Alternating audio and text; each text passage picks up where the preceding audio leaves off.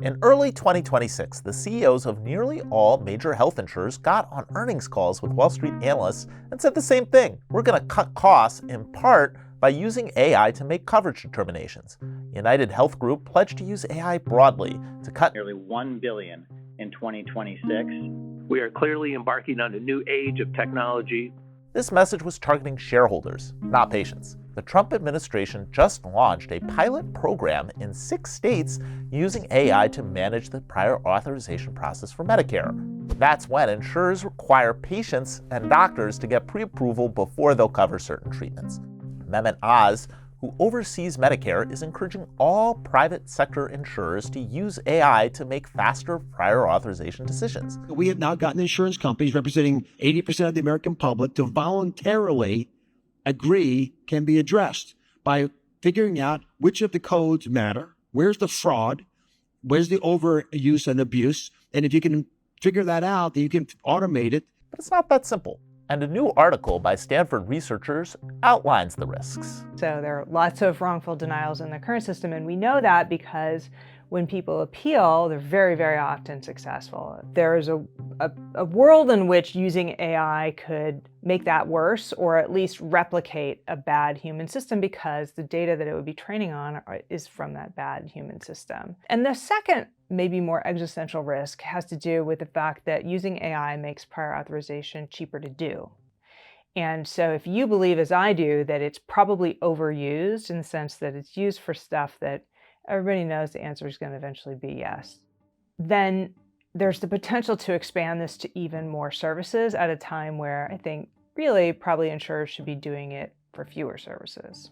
A spokesperson for AHIP, a national trade association that represents the health insurance industry, said health plans are responsibly using AI to enhance the consumer experience, improve care and patient outcomes while reducing costs. People who appeal a prior authorization or a claims denial win about half the time, but fewer than 1% of those denials are appealed. The approval process has become a bureaucratic obstacle course, increasingly run by AI, though licensed clinicians still do review denials. A recent industry survey found 84% of insurers were using AI for some operational purposes. The public outcry has been building for years. The shooting of UnitedHealthcare CEO Brian Thompson and the arrest of Luigi Mangione in 2024 triggered rage at the system for obstructing and denying care. Class action lawsuits have accused insurers of using AI to wrongfully withhold treatment.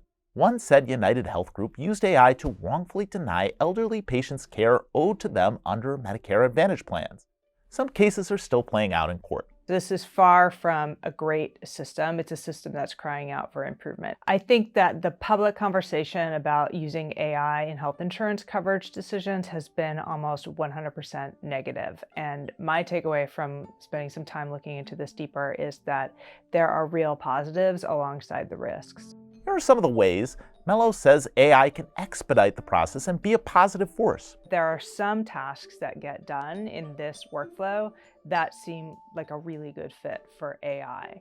And those include doing simple matching tasks, like, was this person on our health plan on this date? And if so, had they already used up their 20 physical therapy visits? Taking information out of forms and putting them into new forms, that's something that AI is also really good at.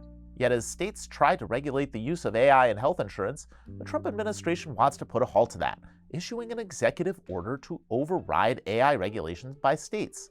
With limited guardrails, this growing use of AI has the potential to get much more opaque. We have a profit margin to maintain, and many of those for-profit insurers use unregulated and unsupervised AI models to review prior authorization requests. And I think it's very important that people understand that this is happening. Here's what AHIP said in response. While insurers say that AI makes the prior authorization process more efficient, they haven't released data to back that up. It is hard to know how to regulate a space when you have very little information about exactly what's going on.